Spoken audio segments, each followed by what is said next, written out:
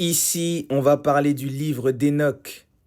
Le livre d'Hénoch est l'un des textes les plus interdits et occultés par les traditions religieuses.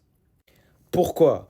Parce qu'il révèle une vérité trop dangereuse pour les institutions qui veulent garder l'homme dans l'ignorance et la soumission.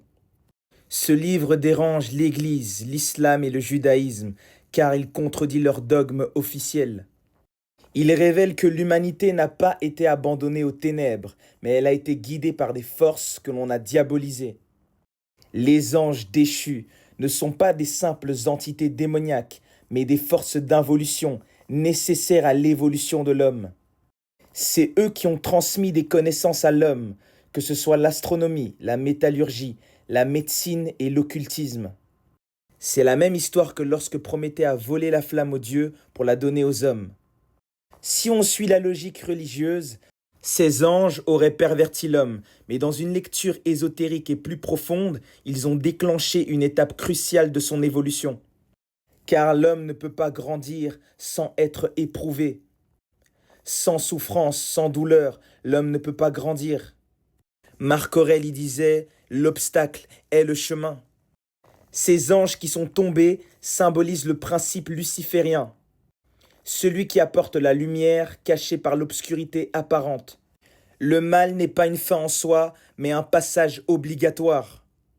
Il force l'homme à se poser des questions, à se battre, à affûter son esprit et à retrouver son principe divin, son pouvoir intérieur.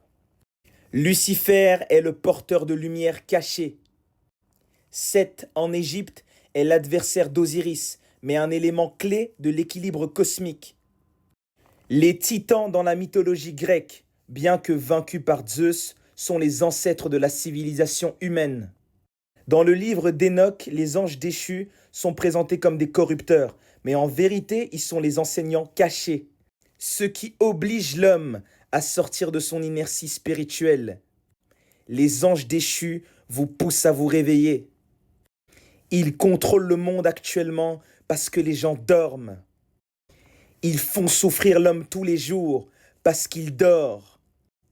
Et comprenez que les anges déchus sont mandatés par le Créateur lui-même, en personne.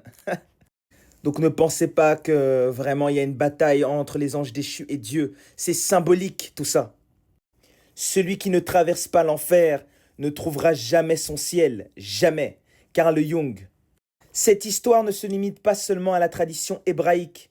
Dans les tablettes d'émeraude de Thoth, dont j'ai parlé dans une vidéo, Hermès Trismégiste, il est aussi question de divinités tombées, appelées les seigneurs de l'ombre, qui manipulent l'homme en secret, c'est la même chose.